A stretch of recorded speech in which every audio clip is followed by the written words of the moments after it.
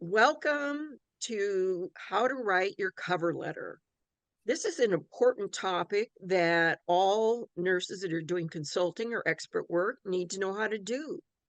It is an important companion to your resume when you are contacting a potential employer. And it's all they might see in their decision as to whether to hire you or not. Okay. So it is important to take the time to make sure that your cover letter is perfect. And this class today, we're going to go over not only what should be in it paragraph by paragraph, but I'm also including about 6 sample cover letters so you can get a real sense of how to approach this task. So I'm going to pull up my slides now and give you that information. Some people ask me, do I still need a cover letter? Aren't those old-fashioned? And my answer to that is yes, you still need a cover letter, but you might be sending it by email because attorneys communicate mostly by email, although we still do quite a bit by mail. But either way, the content of what you put in your cover letter is going to be the same. It's going to be an introduction to the person you're writing to, and it's going to accompany your resume. So it's a prime opportunity to impress somebody with your skills and uniqueness. The topics we'll be covering today are: why do you need a cover letter? What is a cover letter? And the formatting. As we talked about in the resume class, the format of your documents is important. It needs to look clean, organized, and have perfect punctuation and grammar. So I'm going to break down paragraph by paragraph all the elements that should be in your cover letter. And we'll talk about some do's and don'ts. And in fact, I have attached to the written materials for the class 6 sample cover letters.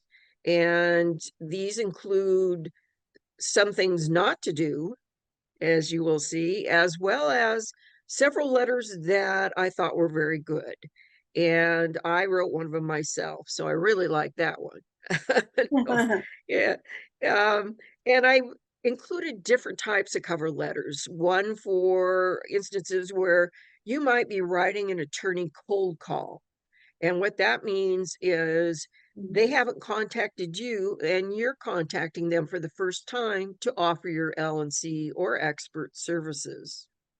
And I also have included a cover letter for writing a personal injury attorney, because a lot of personal injury attorneys don't do med mal. A significant number do, but most of them do not. So you need to be able to adapt your cover letter to the particular firm you're writing to and the particular purpose that you're offering it for. I have included in your materials lengthy lists of the services you can offer as an LNC or expert witness. So you don't even have to come up with these on your own. You can just pick some out of the list and include those in your cover letter and resume.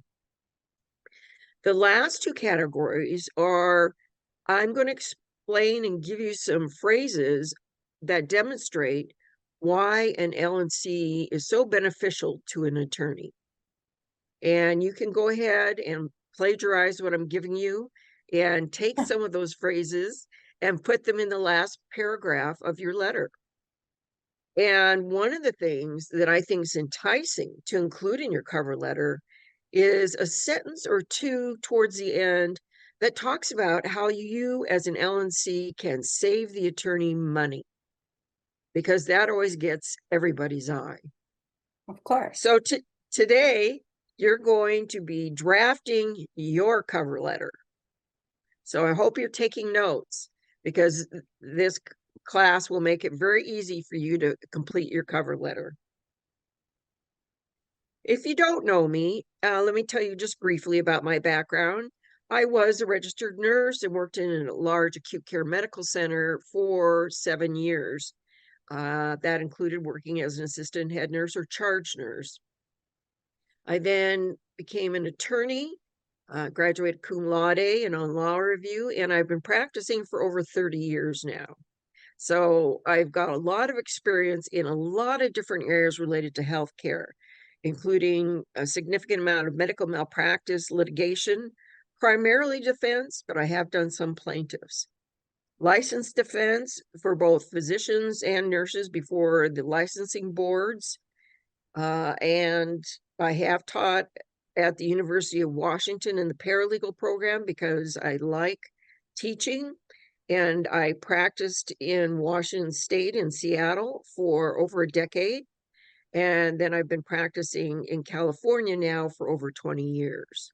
So I bring all that experience with me in teaching these courses so that I can really give you both sides of the picture in terms of litigation and really give you real life examples rather than just theory.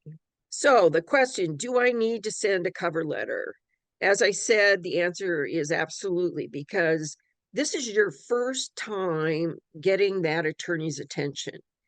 And it's a chance for you to introduce yourself, to show some enthusiasm for this job you're applying for, or for this opportunity you're presenting to them to provide your LNC services.